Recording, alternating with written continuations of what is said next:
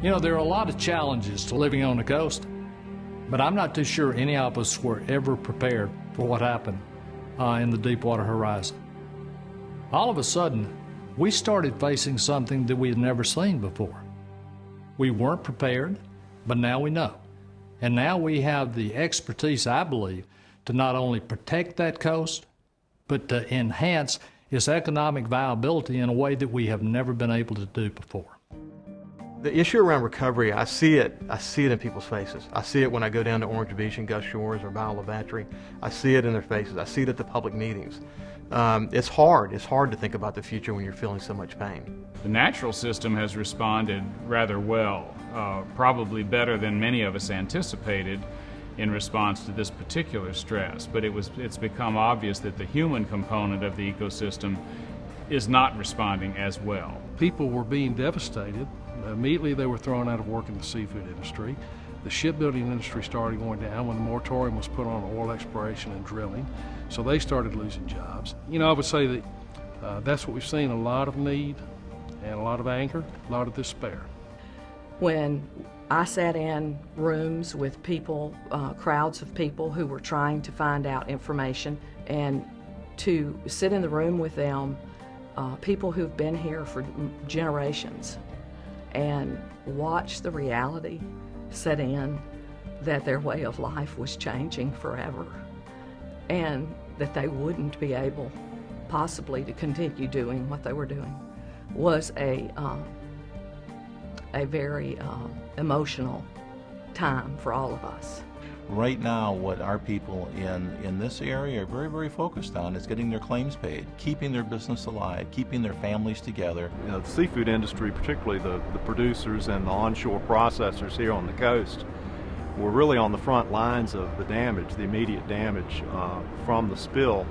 And so we're wounded and still bleeding, and yet people are asking us, how do we fix ourselves? Lower Mobile and Lower Baldwin County were ground zero, economic ground zero, no doubt about it. And there is clearly going to be a migration of that economic impact to the rest of the state, particularly Mobile County and Baldwin County. The most important thing we can do is acknowledge that as well and recognize that a regional plan will help us achieve our goal of having complete economic recovery. On September the 27th, I signed an executive order for one reason: to establish a coastal recovery commission of Alabama that deals strictly with one thing: building a new economy, building a new quality of life that has never existed before. The biggest concern, the most immediate concern we have today, is how do we get relief to the people that are suffering the most in Mobile and Baldwin County. But that's not what this commission is going to be primarily focused on. They're going to be focused on what we're doing next year. The CRC was created because there are a lot of pieces to the recovery effort.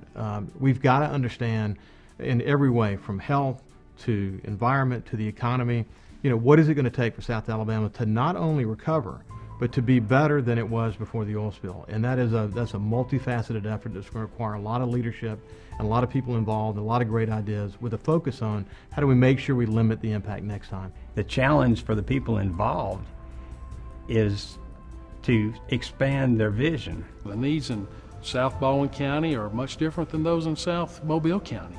And I'm sure they're different in coastal Mississippi as they are in Louisiana. So I don't think we can take just one approach. It's going to be a cookie-cutter approach across the coast. We're in uncharted waters. Nobody knows what the final impact nobody's read the final chapter of this story. But we have a chance now to build best that we can infrastructure for resiliency in the future. People need to know that Alabamians are strong and they will be resilient. And ultimately, as we recover, I think the key is just the fact that we pull together and look for your fellow neighbor and your fellow business person, and let's make sure that they don't fail. What are we going to look at down the long road here? How can we take this opportunity like we've never had before to really invest in the future and be smart about it and make Baldwin County and Mobile County a very special place to live and to visit? And it's got it going for it. It just needs us to get behind it. When we deliver this plan to the governor and the governor-elect on December the 15th, it will prescribe for us exactly what we need to do to recover and some possibilities for the future. But at the end of the day, what's really important is about the conversation that starts after December the 15th. the thought that we've brought this incredible and historic coalition of leaders together focused on a regional plan for coastal Alabama, I think will help solidify the point to the rest of the state why coastal Alabama is important to the rest of the state. And for us, it will give us an opportunity to control our own destiny. It will be very important what happens after December the 15th. This is about significant change, generational change, transformative change that can build something that is unique in the world.